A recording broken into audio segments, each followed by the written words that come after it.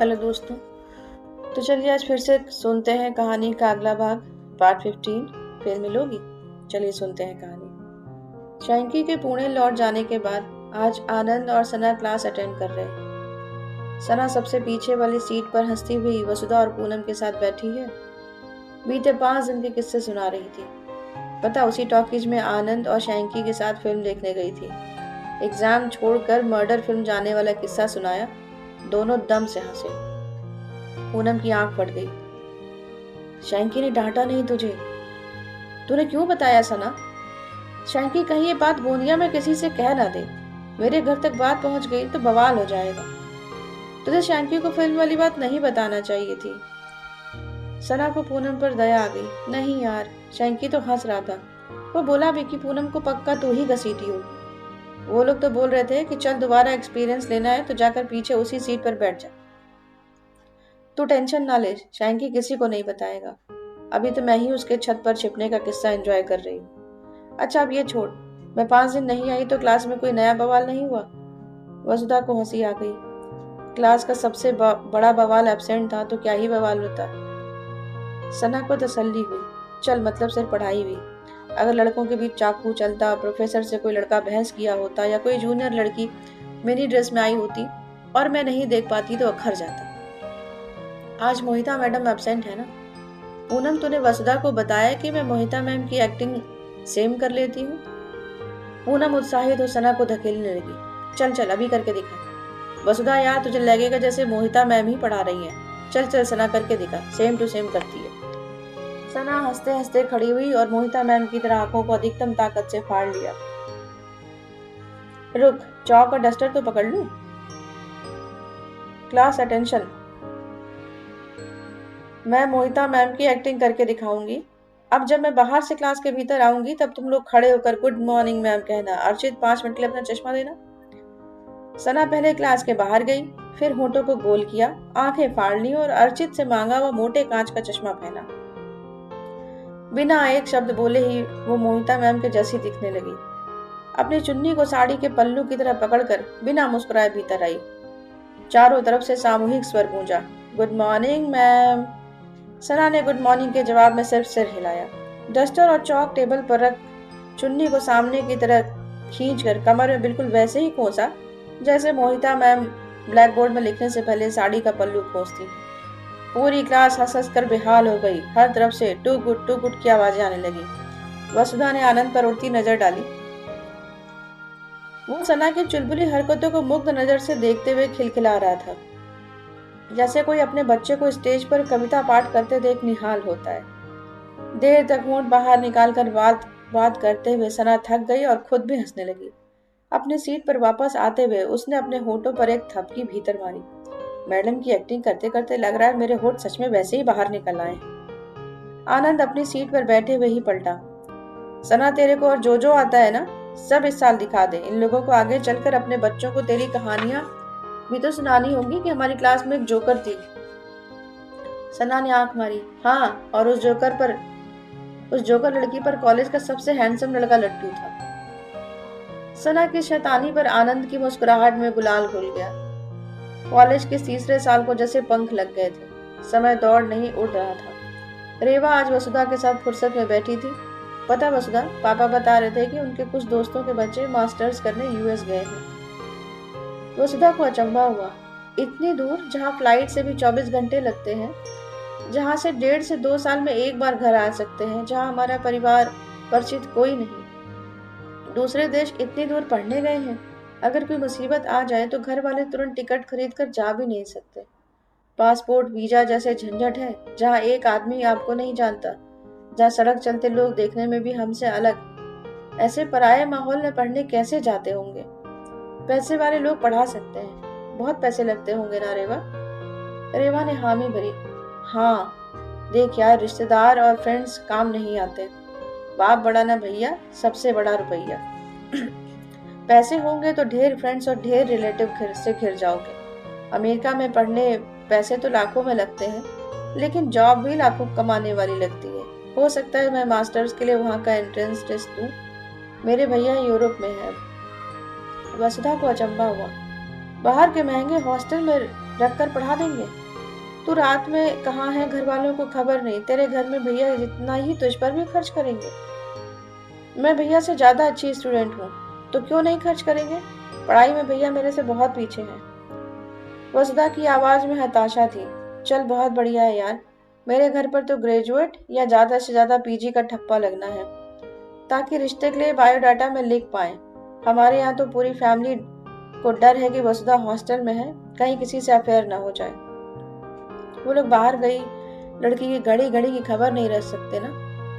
मेरे पापा बेटियों को ज्यादा पढ़ाने के फेवर में नहीं है, क्योंकि ऊंची पढ़ाई के बाद वो जॉब की जिद करती हैं, फिर अपनी मर्जी की शादी करना चाहती हैं या ज्यादा कमाई वाला लड़का ढूंढने बोलती हैं। पढ़ी लिखी लड़की लड़कों को मना करने की हैसियत रखती है और नखरा करते करते उम्र बढ़ा लेती हैं। इतना पढ़कर जॉब करने भी लगे तो बच्चे होने के बाद छोड़ना पड़ जाता है। बाबा नीरज भैया के लिए घरेलू लड़की लाएंगे। उनका मानना है कि बहू नौकरी करती है तो पूरा पूरा दिन बाहर रहती है, बच्चे लावारिस टाइप पलते हैं और गृहस्थी अस्त व्यस्त हो जाती है। जॉब और ऑफिस के वर्क से लोड से थकी हुई औरत अच्छी माँ, अच्छी बहू और अच्छी बीवी नहीं बन पाती। जॉब वाली औरत का पूरा घर धर्मशाला जैसा लगता है। बच्चे उल्टा सीधा खाते बड़े हो जाते हैं, मगर उनको माँ का पूरा समय और प्यार नहीं मिलता। रेवा ने बड़े रुआब से कहा, क्यों? जब हस्बैंड जॉब करता है तो बच्चों को बाप का प्यार मिल जाता है। हस्बैंड वाइफ मिलकर घर के काम करें तो घर और बच्चे दोनों संभलते हैं। मेरे मम्मी पापा दोनों डॉक्टर हैं, दोनों के पढ़ाई पर बराबर का खर्च हुआ, दोनों ने स्टडीज में बराबर की मेहनत की, दोनों आज एक समान कमाते हैं। काम से लौटने पर दोनों ही बराबर का थकते हैं। यदि नौकर बाहर गया हो तो ज्यादातर मेरे पापा ही चाय बनाते हैं। यदि घरेलू रिस्पॉन्सिबिलिटी में हस्बैंड साथ न दे तो जॉब नहीं, हस्बैंड छोड़ दो। वसुधा को रेवा की बात बहुत सही लगी। बाबा भूख लगने पर बाहर ठेले में खा लेंगे, मगर उनके लिए किचन में घुसना बेइज्जती है। मेरे बाबा, मुन्ना चाचा या नीरज भैया किचन को लुगाइयों की जगह मानते हैं, बल्कि जो अपनी बीवियों की किचन में जरा सी मदद कर दे उसे चुलगुस्सू आदमी कहते हैं, मतलब चूल्हे में घुसे रहने वाला मर्द। वैसे भी मेरी माँ, दादी या मैं, हम तीनों ही बाबा और नीरज भैया को पानी तक हाथ में पकड़ाते हैं। हमारा घर तुमसे अलग है रेवा। हमारे यहाँ बाबा और नीरज भैया किचन में सिर्फ बिजली के स्विच बोर्ड ठीक करने या किसी मैकेनिकल काम के लिए जब उन्हें किचन से चाकू संसी चाहिए तभी जाते हैं। रेवा को घृणा हुई। तुझे ये सही लगता है? यार, मुझे तो अब ये समझ आता है कि इस दुनिया में कुछ भी सही गलत नहीं होता। हम कैसे दिखते हैं के साथ साथ हम क्या सोचते हैं, ये भी बहुत कुछ तो अपने पेरेंट्स से ले लेते हैं। पेरेंट्स बनने के बाद लोगों को अपनी सोच पर काम करना चाहिए ताकि उनके बच्चे अच्छे और खुश मिजाज इंसान बने। तेरी और मेरी जर्नी बिल्कुल अलग है। हम दोनों के लिए सक्सेस के मीटर अलग अलग। तो यूएस जाकर एमबीए करने पर जितना खुश होगी, मैं एमकॉम करने या टीचर की जॉब मिल जाने पर तेरे से ज्यादा खुश हो जाऊंगी। सक्सेस कभी छोटी बड़ी नहीं होती, बल्कि स्ट्रगल बड़ा छोटा होता है। तभी वसुधा की नजर बाहर दरवाजे पर गई तो देखा सना जाने कब से इशारे से उसे बाहर बुला रही है। वो रेवा की नजर में नहीं आना चाहती थी। वसुधा अचानक खड़ी हुई। रेवा, मैं 2 मिनट में आई। रेवा ने व्यंग किया, मैंने देख लिया है। वो तेरी सना बाहर खड़ी इशारे कर रही है। तूने नहीं बताया तो क्या हुआ? मुझे मालूम है इसका भाई नागपुर आया था, दोनों भाई बहन थाने के भी चक्कर काट आए। भाई भी इसी की तरह छपरी होगा।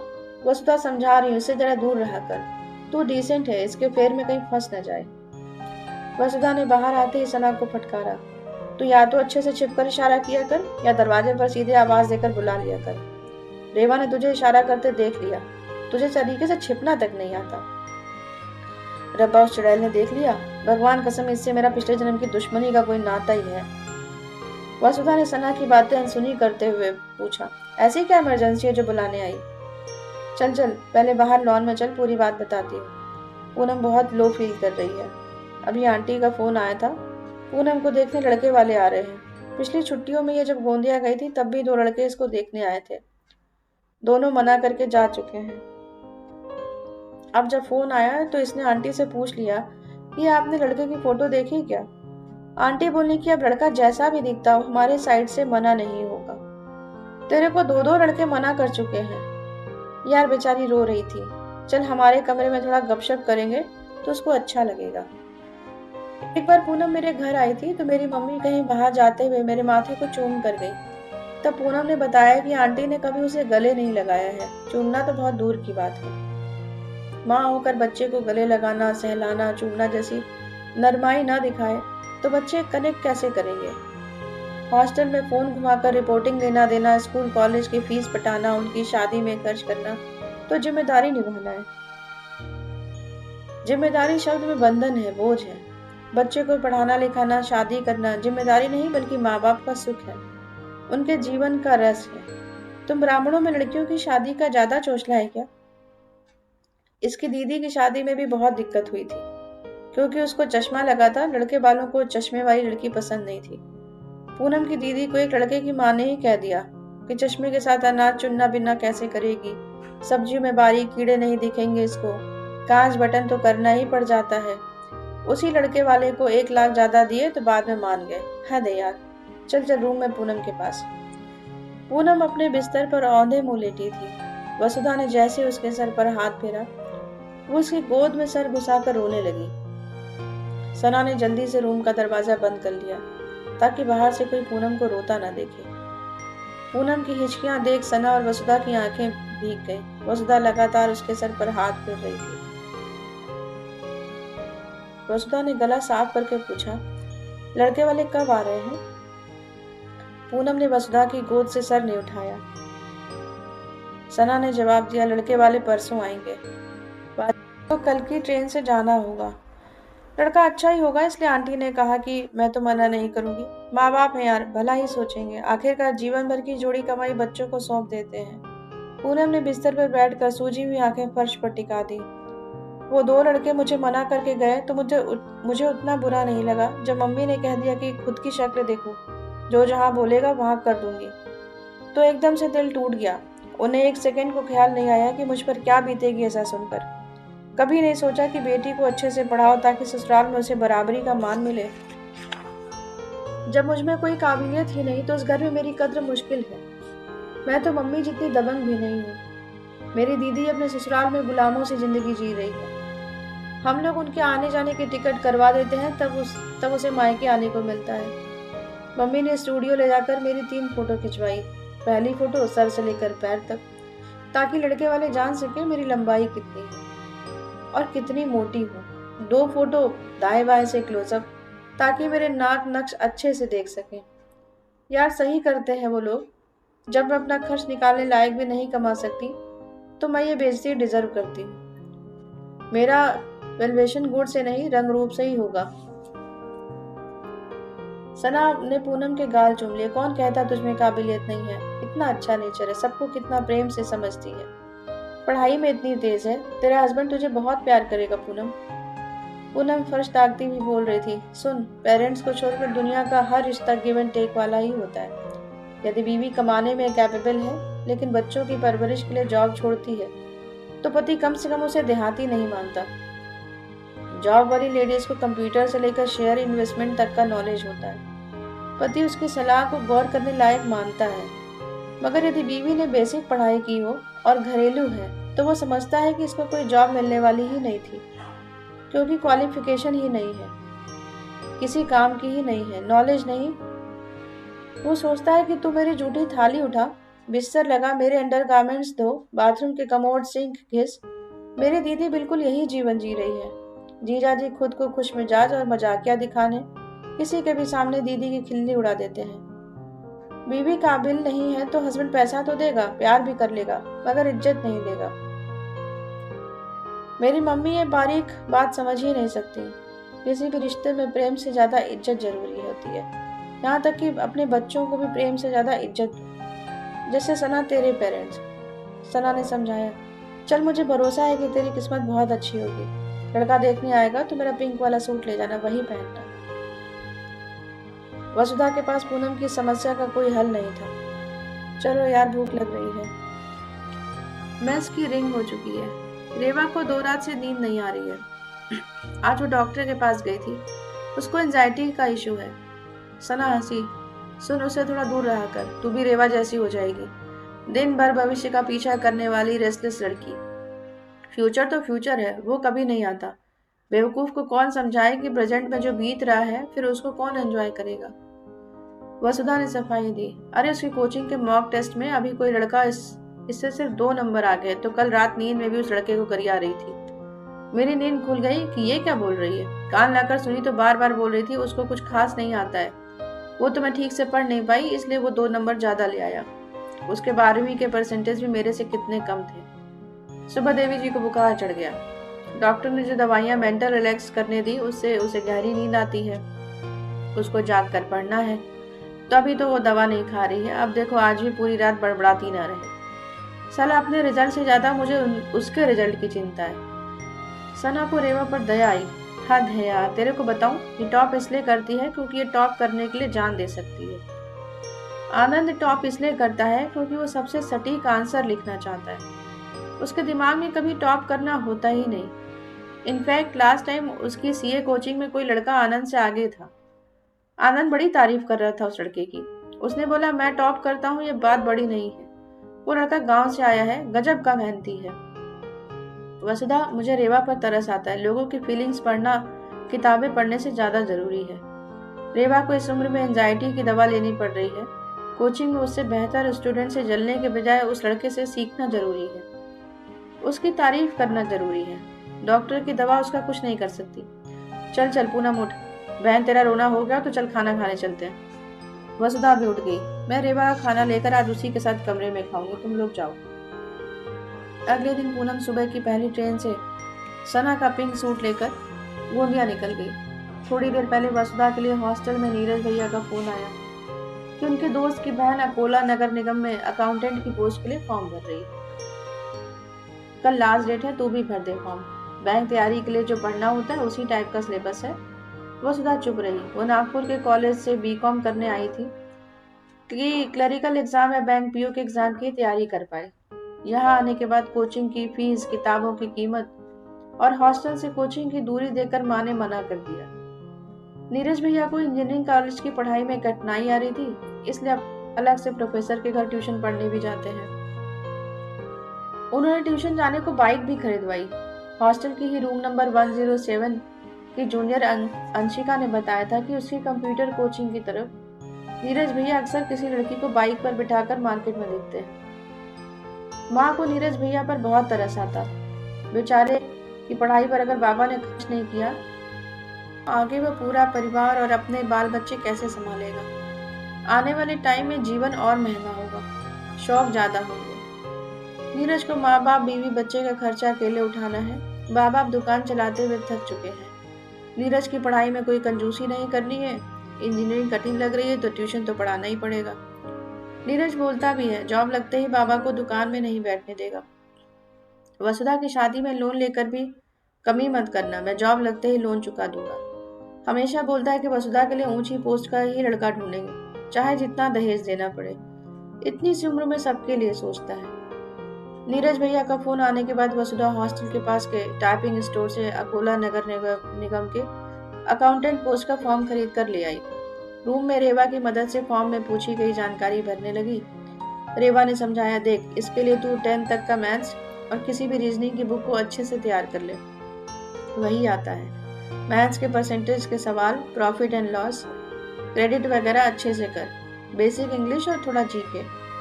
पोस्ट कम और कैंडिडेट ज्यादा होने की वजह से कंपटीशन तो टफ होगा ही यार। पासपोर्ट फोटो है ना तेरे पास? वसुधा ने माँ को फोन पर फॉर्म भरने के बारे में बताया तो खुश हो गई। सरकारी नौकरी रहेगी तो तेरे रिश्ते अच्छे आएंगे और दहेज भी नहीं मांगेंगे। लड़की हर महीने की 1 तारीख को दहेज लाएगी। अकोला या आसपास के लड़के से शादी कर देंगे ताकि तुझे जॉब छोड़नी ना पड़े। अभी 1 महीना है पेपर में। तेरे रूम के आजू बाजू की इन लड़कियों से सलाह ले जो कोचिंग जाती हैं, ताकि उनकी किताबों से कुछ मदद हो जाए। वसुधा को हॉस्टल में कोचिंग जाने वाली लड़कियों से बार बार किताबें मांगना अच्छा नहीं लग रहा था। मन में सोचा, चलो फॉर्म भर दिया है तो एग्जाम दे आऊंगी। वैसे भी नीरज भैया ने कहा था तो जाना तो पड़ेगा ही।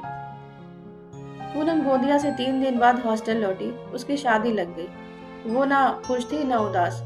लड़का अमरावती के पास किसी गांव के सरकारी स्कूल में टीचर है। इकलौती संतान है, पिताजी भी प्रिंसिपल है। सना ने छेड़ा, यार लड़के की फोटो तो लेते आती, शादी तो फाइनल एग्जाम के बाद है ना। हाँ, शादी तो बीकॉम पूरा करने के बाद ही होगी। उस डब्बे में मिठाई लाई हूँ, वसुधा तू भी ले।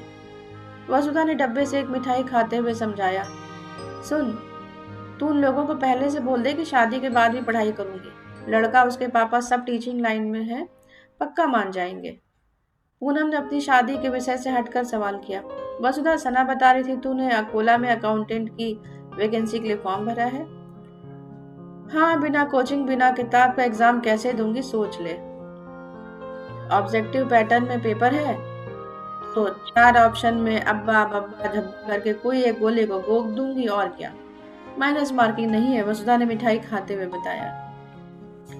तो दोस्तों, उम्मीद है आप सबको कहानी पसंद आ रही होगी, और पसंद आ रही है तो प्लीज़ लाइक कीजिए, शेयर कीजिए, सब्सक्राइब कीजिए and press the bell icon. Thank you so much.